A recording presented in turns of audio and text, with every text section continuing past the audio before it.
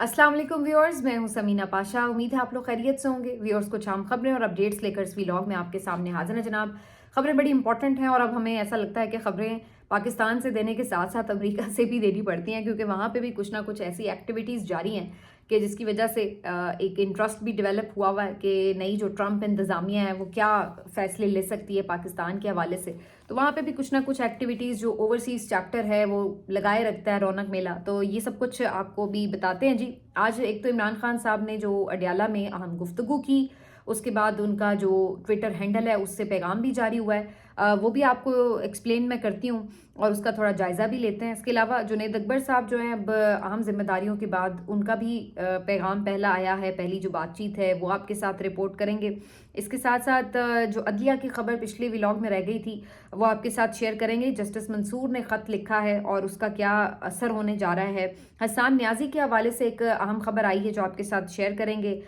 इसके साथ साथ सलमान अकरम राजा साहब ने भी आज एक प्रेस कॉन्फ्रेंस की है, बड़ी ज़ोरदार किस्म की। तो उस प्रेस कॉन्फ्रेंस का अहवाल भी आपके सामने रखेंगे। काफ़ी कुछ है इस व्लॉग में। आपसे रिक्वेस्ट है कि चैनल को सब्सक्राइब कर लें अगर अभी तक सब्सक्राइब नहीं किया। तो बात का आगाज़ करेंगे इमरान खान साहब के ट्वीट से। और इमरान खान साहब का जो ये ट्वीट है इसमें फिर से जो लैंग्वेज है वो काफ़ी ज़्यादा स्ट्रेट फॉरवर्ड आपको नज़र आ रही है। और हमें ये भी पता चल रहा है जेल ज़राए से कि इमरान खान साहब को मुख्तलिफ जो उनके पार्टी लीडर्स मिलते हैं, खैर खा मिलते हैं, वो ये बार बार मशवरा देते रहे हैं कि आप अगर इस्टेब्लिशमेंट के हवाले से थोड़ी सी मौक़िफ़ में नरमी लेकर आएँ और मौजूदा जो अस्करी क़यादत है उसके ऊपर तनकीद ना करें तो आपके लिए आसानियाँ पैदा हो सकती हैं। ये बिल्कुल उसी तरह का मॉडल है जैसे आपने देखा कि जब जनरल बाजवा के साथ बातचीत चल रही थी मरीम नवाज़ और नवाज़ शरीफ साहब की, तो उस वक्त आपने अचानक से देखा कि मरीम नवाज़ जो उससे पहले तक बहुत एग्रेसिव मोड में बड़े ज़बरदस्त किस्म के जुमले बोलती हुई, इस्टेब्लिशमेंट पर बड़े वार करती हुई नज़र आती थी, तो वो अचानक से खामोश हो गई और फिर कई महीने तक उनका ट्विटर अकाउंट भी बिल्कुल खामोश हो गया। कोई ट्वीट नहीं वो करती थी, कोई बयान उनकी तरफ से सख्त जारी नहीं होता था। और फिर एक काफ़ी अरसे की मफाहमत के बाद हमने देखा कि उनके लिए कैसे वक्त पलट गया। ना सिर्फ ये कि नवाज़ शरीफ साहब जेल से निकल कर लंदन की पुरफ़ज़ा हवाओं में चले गए, बल्कि इसके साथ साथ आहिस्ता आहिस्ता उनके बाकी लीडर्स भी बाहर आ गए। इसके साथ साथ फिर उनके लिए इक़्तिदार की राह भी हमवार होने लगी, आहिस्ता आहिस्ता केसेस भी ख़त्म होने लगे। तो सब कुछ जैसे आहिस्ता आहिस्ता उनके हक़ में पलटता चला गया। तो ये जो एक मफाहमत का उन्होंने नाम दिया जिसको आम तौर पर एक समझौता, डील या फिर आप कमज़ोरी जो भी इसको कह लीजिए, पसे पर्दा एक सेटलमेंट वो थी और उसका उन्होंने एक फ़ायदा उठाया। अब शायद आम तौर पर लोग यही तासुर लेते हैं कि जी पाकिस्तान में अगर सियासत करनी है तो उसका तरीक़ाकार यही है कि आप इस्टेब्लिशमेंट के साथ मिलकर उनकी गुड बुक्स में रहें और उसके बाद आप इक़्तिदार में आएँ, उनके कहे हुए तरीक़ों से, उनके कहे हुए फरमान के मुताबिक अपनी हुकूमत करते रहें। अगर आप उसके अंदर अपनी मर्ज़ी शामिल करने की कोशिश करेंगे, कोई आज़ादी हासिल करने की कोशिश करेंगे, तो फिर आपके लिए मुश्किलात होंगी, जैसे कि इमरान खान साहब के लिए मुश्किलात शुरू हुई। और अगर उन मुश्किलात के आने के बाद आप उन मुश्किलात से भी इवन निकलना चाहते हैं तो तब भी आपको उसी एस्टेब्लिशमेंट की बात भी मानना होगी, उसके ऊपर तनकीद से भी रुकना होगा और आपको उन्हीं के साथ मामलात को फिक्स करके आगे बढ़ना होगा। तो ये एक हमें रिवायती ट्रेंड नज़र आता है पाकिस्तान की सियासत में और ये कोई अभी का वैसे ट्रेंड नहीं है। पीटीआई के आने के बाद ये ट्रेंड नहीं आया, ये इससे पहले भी जब 2 पार्टी का सिस्टम था उस वक्त भी यही ट्रेंड था। तो ये एक मशवरा इमरान खान साहब को दिया जाता था। मैं ये नहीं कहती कि जो ये मशवरा देते थे वो कोई इमरान खान साहब के सारे ऐसे लोग थे, कोई गद्दार थे या दुश्मन थे। जो एक प्रैक्टिकली वो आज तक देखते रहे तो वो उसी हिसाब से ही उन्हें ज़ाहिर मशवरा दे रहे थे, लेकिन बंदा जो आगे बैठा हुआ है वो उस हिसाब का बंदा नहीं था जो पहले निसाब में मौजूद थे बंदे। ये एक ज़रा मुख्तलिफ किस्म का बंदा है और ये कोई डील करने या कॉम्प्रोमाइज़ करने के लिए तैयार नहीं हुआ। इसने सोचा है कि इसने चाहे जेल में रहना पड़े रहना है, लेकिन इसने कोई कॉम्प्रोमाइज़ नहीं करना। और ये सिर्फ हम वो बातें नहीं दोहरा रहे कि जी हम बड़े आके रोज़ एक कोई आपको सबक पढ़ के सुना देते हैं। अब आपको मुख्तलिफ ऐसे लोग जो कि कभी भी आपको इससे पहले जो इमरान खान साहब के दौरे हुकूमत में उनके खिलाफ भी बड़ी बातें करते रहे हैं, शिकायत भी करते रहे हैं, वो भी आज उनके इस उसूली मौक़िफ़ के ऊपर ये कहने पे मजबूर हैं कि वो इस बात के ऊपर डटे हुए हैं। आज मैं हामिद मीर साहब को भी सुन रही थी शहजाद इकबाल के प्रोग्राम में और उन्होंने ये बात की कि बहुत से जो ऑफ़र्स हैं, पेशकशें हैं, वो उनकी टेबल पे रखी जाती हैं, लेकिन इमरान खान साहब ने ان کو منع کیا ہے۔ علی امین کے حوالے سے بھی ان کا یہی کہنا تھا کہ وہ کوئی عمران خان کے خلاف کام نہیں کر رہے، وہ تو کوشش کر رہے تھے کہ مذاکرات کے ذریعے معاملات کو طے کیا جائے، لیکن عمران خان خود اگر کسی چیز کے اوپر نہ آ کے اگری کرے ان دی اینڈ، جو بھی وہ آفر لے کر آئیں، تو پھر اس میں علی امین کو بھی کیسے ذمہ دار ٹھہرایا جا سکتا ہے؟ تو عامر میر صاحب کے بقول عمران خان صاحب کوئی ایسا سمجھوتا نہیں چاہتے کہ جس میں صرف ان کے لیے کوئی ریلیف مل جائے، ان کے لیے کوئی بہتری ہو جائے، بلکہ وہ سمجھتے ہیں کہ نہ صرف یہ کہ ان کی پارٹی کے لیے یا پارٹی کارکن کے لیے، عام بندے کے لیے ریلیف ملے کے، بلکہ پاکستان کے لیے اس میں بہتر ہو، پاکستان کے آئین کے لیے بہتر ہو۔ اگرچہ حامد میر صاحب نے بڑا اس کو ایک اس لحاظ سے بڑا لائٹلی یہ بھی کہا کہ جو کہ پاکستان میں بظاہر ایسا نظر نہیں آتا، لیکن بہرحال ان کی ایک سوچ ہے کہ اگر اتنی سٹرگل کی ہے تو پھر اب کسی چھوٹی موٹی ریلیف کے اوپر اور ڈیل کے اوپر جو ہے وہ نکلنے کا، اس سٹرگل کو ضائع کرنے کا فائدہ نہیں ہے، اور وہ سمجھتے ہیں کہ اس کو گریٹر انٹرسٹ میں، پاکستان کے انٹرسٹ میں اس سٹرگل کو وہ لے کے جائیں۔ تو بہرحال انہوں نے یہ بات کی ہے آج کہ جی عمران خان صاحب جو ہیں وہ اس طرح کے کسی کمپرومائز کے لیے تیار نہیں، اور 26 نومبر کو تو شاید چند دن کی بات تھی کہ ان کی رہائی ہو سکتی تھی اگر وہ اس آفر پہ کسی طرح رضامندی ظاہر کرتے، لیکن بہرحال یہ سب چیزیں تو اب تاریخ کا حصہ ہیں۔ آج بھی جو عمران خان صاحب کی ٹویٹ ہے اس میں انہوں نے آغاز ہی یہاں سے کیا ہے کہ اردلی حکومت جوڈیشل کمیشن سے بھاگ رہی ہے، تو آپ اس سے ہی اندازہ لگا لیجئے کہ وہ کس طریقے سے اس کو ایڈریس کرتے ہیں حکومت کو۔ وہ کہتے ہیں کہ جی بیسیکلی انہوں نے اپنا ورژن ایک دفعہ پھر بڑا کلیئرٹی کے ساتھ رکھا ہے، بڑے زوردار انداز میں، کہ جس طریقے سے مجھے 9 مئی کو گرفتار کیا گیا اس کا مقصد ہی یہ تھا، انہیں پتا تھا کہ اس کا ایک ریاکشن آئے گا، اور اس ریاکشن کو انہوں نے پہلے سے کیلکولیٹ کر کے رکھا ہوا تھا، اور اسی ریاکشن کو انہوں نے بیسکلی استعمال کیا ہمارے خلاف ایک فالس فلیگ آپریشن کے لیے۔ انہوں نے کہا کہ فالس فلیگ آپریشن اسٹیبلشمنٹ نے خود کرایا 9 مئی کو، اور اس دن انہوں نے جو ہمارے کارکن پرامن احتجاج کے لیے نکلے اس میں اپنے لوگ شامل کروا کے اس احتجاج کو ایک پرتشدد احتجاج کا منظر دیا، اور اس کے بعد پھر اس کا سارا جو الزام ہے وہ پی ٹی آئی کے کارکنوں پر اور ہم پر لگا دیا گیا، بلکہ حقیقت یہ ہے کہ اس دن ہمارے اپنے لوگ کارکن شہید ہوئے، 14 کارکن ہمارے، 16 افراد شہید ہوئے، 4 ہمارے افراد معذور ہوئے، اور ہم پہ ہی ظلم ہوا، اور پھر ہم ہی پر مقدمات بنا دیے گئے، اور پھر اس کے بعد جو ایک سلسلہ ہم نے دیکھا کہ اغوا برائے بیان والا، اور زبردستی پھر لوگوں کی پارٹیاں چھڑوائی گی، جو کچھ ہوا وہ سب آپ کے سامنے ہے۔ تو عمران خان صاحب کہتے ہیں کہ انہیں چونکہ پتہ ہے کہ یہ سب انہوں نے خود کیا ہے، تو اسی لیے اب یہ جوڈیشل کمیشن نہیں بنانا چاہتے، اس سے یہ بھاگتے ہیں، کیونکہ انہیں لگتا ہے کہ اگر کوئی آزاد ججز کے اوپر مشتمل جوڈیشل کمیشن بن گیا تو پھر یہ ساری حقیقت آشکار ہو جائے گی، اور ان کا جو یہ سارا 9 مئی کا بیانیہ ہے جو انہوں نے ہمیں بیسکلی ملائن کرنے کے لیے بنایا تھا، وہ سارا زمین بوس ہو جائے گا، اور یہ آلریڈی ویسے زمین بوس ہو چکا ہے۔ عمران خان صاحب کہتے ہیں کہ 8 فروری کو یہ بالکل زمین بوس ہو چکا ہے ان کا بیانیہ، کیونکہ لوگوں نے ان کی بات پہ کام نہیں دھرے اور الٹا ہمیں آ کے ووٹ کیا اور ایک بھاری اکثریت ہمیں دی۔ اور عمران خان صاحب کہتے ہیں کہ جب یہ ان کا وار کارگر نہ ثابت ہوا اور انہوں نے دیکھا کہ عوام تو پھر بھی ان کے ساتھ کھڑے ہیں، تو پھر اس کے بعد 26 نومبر کیا گیا، اور 26 نومبر کو بھی جو ہماری پرامن کال تھی وہ صرف کس لیے تھی؟ قانون کی بحالی کے لیے، آئین کی حکمرانی کے لیے، لیکن یہاں پر کیا ہوا کہ انہوں نے ہمارے نہتے پرامن کارکنوں کے اوپر گولیاں تک چلا دیں اور ان کے خون سے اپنے ہاتھ رنگ لیے۔ یہ اس میں موجودہ حکومت اور اسٹیبلشمنٹ اس کے ذمہ دار عمران خان صاحب نے واضح کہا ہے۔ تو انہوں نے کہا کہ ابھی بھی انہوں نے یہ 26ویں آئینی ترمیم کی ہے، یہ بھی ان کا مقصد یہی تھا کہ ایک تو انہوں نے اس کی آڑ میں آرمی چیف کی جو ایکسٹینشن ہے وہ کی ہے، اور اس کے ساتھ ساتھ انہوں نے عدلیہ کی آزادی کو سلب کیا، کیونکہ انہیں لگتا تھا کہ اگر عدلیہ آزاد ہوگی تو جو سارا الیکشن فراڈ ہے وہ کھل کر سامنے آ جائے گا، تو انہوں نے عدلیہ کو بھی بالکل اپنا محکوم کر کے رکھ لیا ہے۔ اور اس کے ساتھ ساتھ اسی بنیاد پر عمران خان صاحب کہتے ہیں کہ 8 فروری کو یوم سیاہ منایا جائے، اور اس دن کو بالکل اسی طرح منایا جائے کہ جس سے 1971 کی یاد جو ہے وہ تازہ ہو گئی۔ ثوابی میں وہ کہتے ہیں کہ کے پی اور شمالی پنجاب کے جو لوگ ہیں وہ پہنچیں اور وہ احتجاج کریں، باقی شہروں میں اپنے اپنے شہروں میں لوگ احتجاج کریں، اور اب اس احتجاج کو پوری دنیا میں کرنے کے لیے کہا گیا ہے کہ جو باہر اوورسیز پاکستانی ہیں وہ بھی جہاں جہاں اپنے ممالک میں موجود ہیں وہاں پر وہ احتجاج کریں، اور پوری دنیا میں اس الیکشن فراڈ کے بارے میں آگاہی دی جائے۔ تو عمران خان صاحب نے اس کو ایک بہت بڑے اسپیکٹرم پر پھیلا دیا ہے 8 فروری کے احتجاج کو۔ अब आप अंदाज़ा लगा लीजिए कि सीधा सीधा जो जब वो ये बात करते हैं अपने हर ट्वीट में कि याह्या पार्ट 2 कहते हैं मौजूदा आर्मी चीफ़ को, और इस वाली में भी इन्होंने जो बात की कि आर्मी चीफ़ की एक्सटेंशन के लिए ये जो इन्होंने कानून साजी करवाई है तो ये आईनी तरमीम हुई है, तो ये सारी बात तो बेसिकली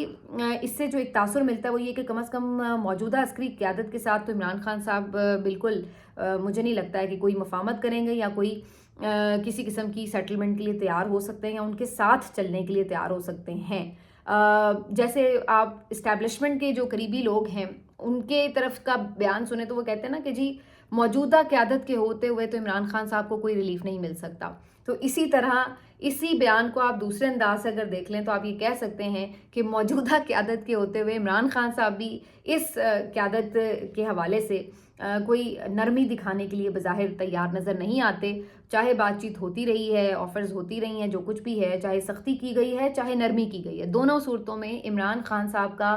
तर्ज़ तख़ातुब नहीं बदला है, उनका मौक़िफ़ नहीं बदला है, उनके अंदाज़ में कोई तब्दीली नहीं आई है, वो जहाँ खड़े थे वो वहीं खड़े हैं। तो अगर यहाँ से ये कहा जा रहा है कि इमरान खान साहब से ये इस्टेब्लिशमेंट तो हाथ नहीं मिला सकती, तो मुझे उधर से भी कोई ऐसी कोई चीज़ महसूस नहीं होती, नरमी कोई ऐसी महसूस नहीं होती कि इमरान खान साहब भी कोई उनके लिए बाहें फैलाए खड़े हैं। तो दोनों तरफ से जो आप कह सकते हैं सिचुएशन इस तरह की है। हाँ, ये ज़रूर है कि अब मजबूर कौन कितना है, दबाव किस पे है। तो जो इमरान खान साहब पे दबाव आपने डालना था मैक्सिमम वो आप डाल चुके हैं। अब दबाव जो है वो दूसरी तरफ शिफ्ट हो चुका है और इस बात को समझ लेना चाहिए कि अब यहाँ से निकलना किसकी मजबूरी है और इस वक्त जो दबाव है वो कौन फेस कर रहा है और उसका असर जो है वो क्या हो सकता है। तो ये अब एक बहुत आप समझ सकते हैं कि अगर ग्रेटर पर्सपेक्टिव में देखा जाए तो ये अंदाज़ा लगाना मुश्किल नहीं है कि अगर मुज़ाकरात या टॉक्स किसी हतमी नतीजे पर नहीं पहुँचे, और मैं ये मुज़ाकराती कमेटियों वाली टॉक्स की बात नहीं कर रही, मैं रियल वाले टॉक्स की बात कर रही हूँ, तो उसकी वजह क्या हो सकती है। ये वो चीज़ें हैं कि बज़ाहिर ऐसा लग रहा है कि कौन सी चीज़ों के ऊपर फ़िलहाल इमरान खान साहब कॉम्प्रोमाइज़ करने के लिए या समझौता करने के लिए तैयार नज़र नहीं आ रहे। तो ये बड़ी वाज़ेह सी बात लग रही है। अब इसका हल क्या हो सकता है ये अब फ़िलहाल कुछ भी कहना क़ाबिल वक्त है, क्योंकि इमरान खान साहब तो इस मौक़िफ़ से पीछे हटते नज़र नहीं आ रहे, बल्कि उन्हें ये लगता है कि जो उनको आके वो रिवायती मशवरे देता है कि जी आप अंडरस्टैंडिंग कर लें, आप सॉफ्ट हो जाएँ, आप ये जो एक मफाहमती खामोशी है वो इख्तियार कर लें, या जो भी कोई डील ऑफ़र हो रही है उसको अपना लें, तो इमरान खान साहब अब उसके ऊपर बाकायदा ख़ाइफ़ होते हैं। और हाँ, ये ज़रूर है कि वो समझते हैं कि इस सारे प्रोसेस को आगे चलाने के लिए अब वो नए मरहले में तहरीक को दाखिल करना चाहते हैं, और उसके लिए एक तो आज फिर उन्होंने जो ओवरसीज़ पाकिस्तानी हैं उनको दोबारा से रेमिटेंसेस के जो बाइकॉट की दोबारा से अपील की है, और दूसरा उन्होंने फिर से अपने ट्वीट में भी ये बात दोहराई कि हम जितनी भी आवाज़ें हैं मुख्तलिफ सियासी जो कि अपने वजूद की वजह से या अपनी वजूहात की वजह से अपनी स्ट्रगल जारी रखे हुए हैं, हम सबसे बात करने के लिए तैयार हैं। बज़ाहिर ऐसा लगता है कि अली अमीन साहब को भी जो हटाया गया है उसके बाद जुनैद अकबर साहब को लगाया गया है, तो उससे भी मौलाना फजल रहमान साहब से एक बेहतर पेशरफ्त हो सकती है इत्तेहाद की सूरत में, बातचीत की सूरत में, क्योंकि अली अमीन और मौलाना साहब का जो एक मकामी सियासत का रौला है वो चाह के भी ख़त्म नहीं हो सका, तो जिसकी वजह से पेशरफ्त ज़्यादा पॉजिटिवली आगे नहीं बढ़ सकी। तो अब लगता है कि इससे ये वाली जो रुकावट थी कि ये भी किसी हद तक दूर ज़रूर होगी। जुनैद अकबर साहब के आने से काफ़ी चीज़ें जो हैं उसको भी लोग देख रहे हैं कि ये भी एक एग्रेसिव पैगाम है जो इमरान खान साहब की तरफ से इस्टेब्लिशमेंट को दिया गया है। और आज तो हामिद मीर साहब ने भी ये बात कही कि ऐसा लग रहा है कि मामला अब पार्लियामान में नहीं बल्कि सड़कों पर ही हल होगा, जो भी होगा वो सड़कों पर होगा। तो जुनैद अकबर साहब को जो उन्होंने एक बड़ा ओहदा दिया है उससे बज़ाहिर यही नज़र आ रहा है। जुनैद अकबर साहब ने भी इसको खुशामदीद कहा है, अगरचे उन्होंने कोई पार्टी इख्तलाफात को इस मौके पे ये नहीं कहा कि जी मैंने ये किया तो मेरे साथ वो हुआ। उन्होंने कहा कि जी हाँ जी बिल्कुल सबकी मुशावरत और मफाहमत के साथ ही ये तय पाया है और वगैरह, और मैं इसको करूँगा, जो कि मेरा ख्याल है एक सेन बात है। जो ज़ाहिर आप पार्टी के अंदर जो मर्जी लड़ाई होती है, लेकिन आप जब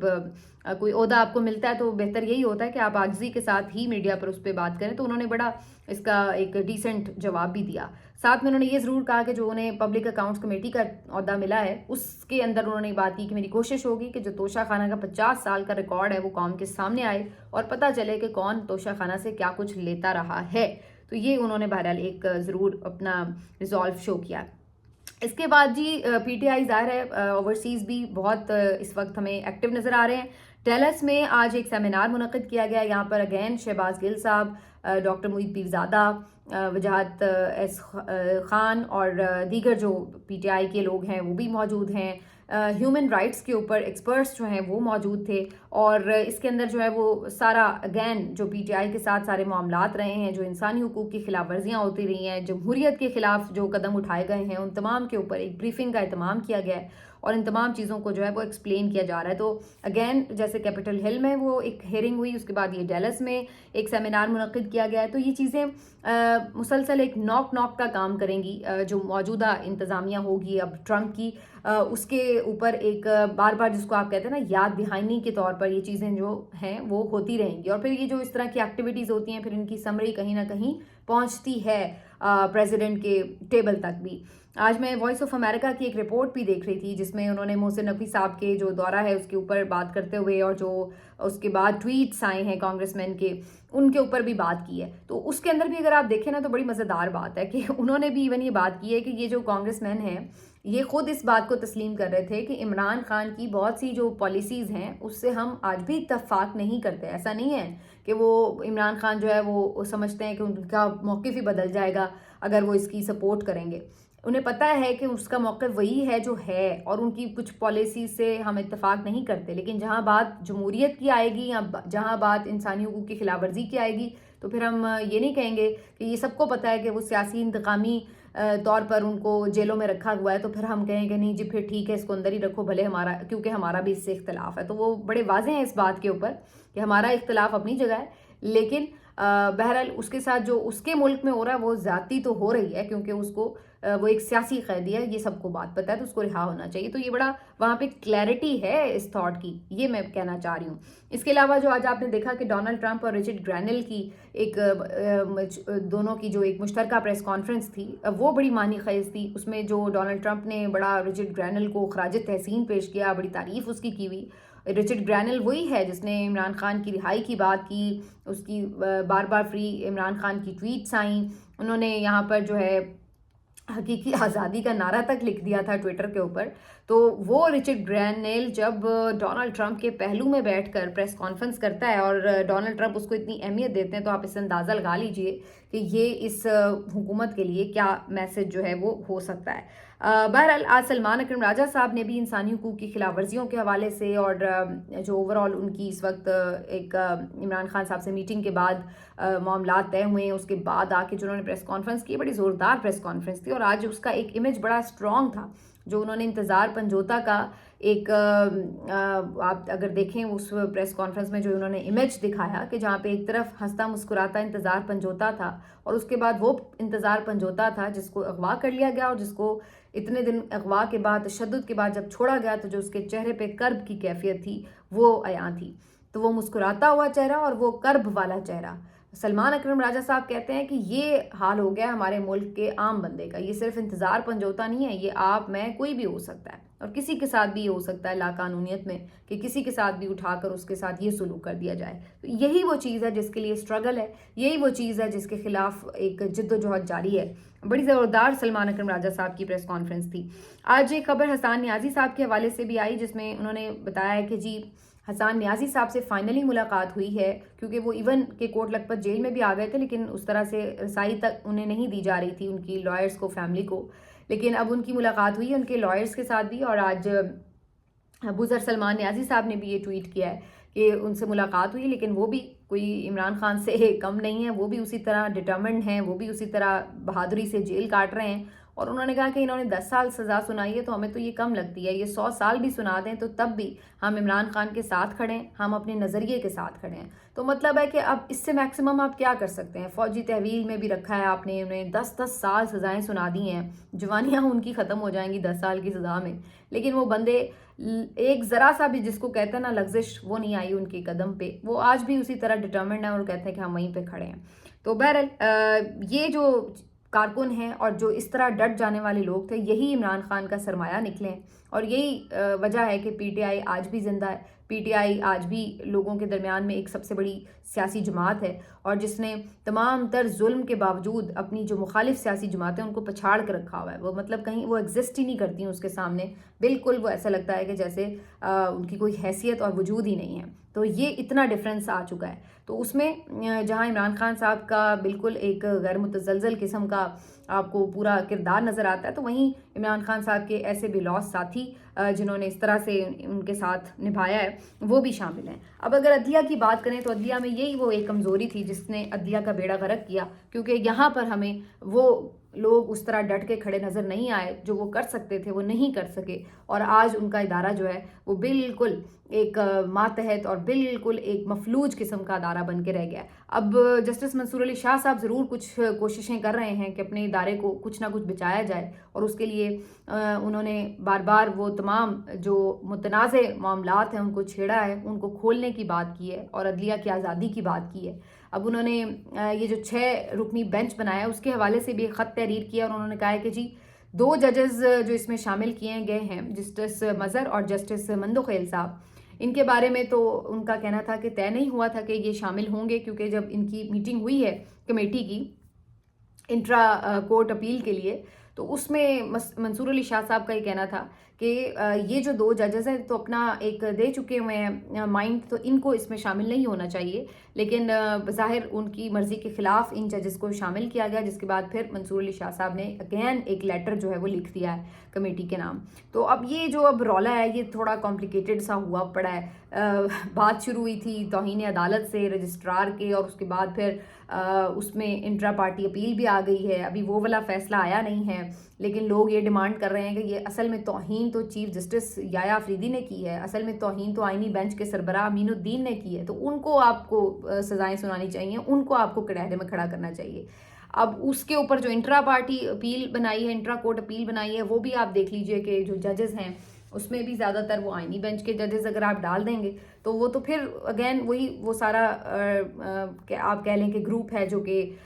جس کے بارے میں سب کا خیال یہ ہے کہ یہ تو بینیفیشری ہے اس آئینی ترمیم کا. تو یہ بہت ایک کمپلیکس سچویشن بن گئی ہے. لیکن بظاہر ایسا لگ رہا ہے کہ یہ جو اب ہفتہ منڈے کو شروع ہوگا اس میں پھر کافی چیزیں جو ہیں عدالتی سطح پر وہ کلیئر ہونا شروع ہوں گی. کچھ نہ کچھ اس میں نظر آئے گا کہ آخر کون سے بینچ نے کیا سننا ہے اور کون سی ترمیم کا کیا مستقبل ہے. تو پھر ایونچولی جو چیزیں ہیں وہ اس طرف جاتی ہوئی نظر آئیں گی. ملتے ہیں آپ سے اگلے ویلاگ میں، اپنا خیال رکھیے. اللہ حافظ.